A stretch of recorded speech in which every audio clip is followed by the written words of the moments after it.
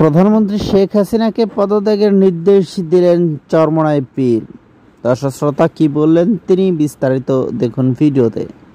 কোটা সংস্কার দাবিতে ছাত্র আন্দোলনের নজিরবিহীন দমন পীড়নে শিশু, কিশোর, নারী সহ এখন পর্যন্ত 2 শতাধিক ছাত্র জনতা হত্যাকাণ্ডের শিকার হয়েছেন, যা প্রতিদিনই বেড়েই চলছে।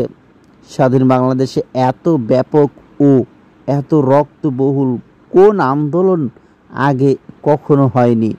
এই কোটা সংস্কারের দাবির ছাত্র আন্দোলন প্রতিহত করতে গিয়ে এই সরকার পোড়া মাটির নীতি গ্রহণ করেছে এবং জনতার উপরে স্টাইলে বর্বর নির্মমতা চালিয়েছেন। কোন সভ্যস্বাধীন দেশের জনতার সঙ্গে এই ধরনের নির্মমতা চালানো যায় না। অবিলম্বে হত্যাকাণ্ডের দায় নিয়ে পদত্যাগ করে জাতীয় সরকারের হাতে ক্ষমতা হস্তান্তর করুন। তিনি বলেন, ছাত্র আন্দোলনের সাময়িকদের নির্যাতন, হয়রানি ও তুলে নেওয়া বন্ধ করুন। নির্বাচনে গ্রেপ্তার বন্ধ করুন।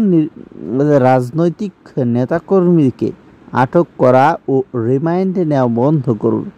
নিহতদের পরিবারকে যথাযথ রাষ্ট্রীয় ক্ষতিপূরণ দিন।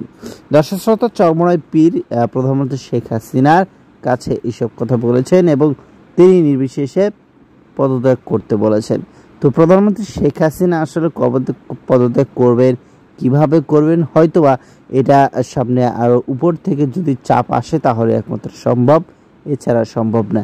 আপনাদের মতামত কমেন্টে জানাবেন এবং ভিডিওগুলি ভালো লাগলে চ্যানেলটি সাবস্ক্রাইব করে রাখবেন। ধন্যবাদ।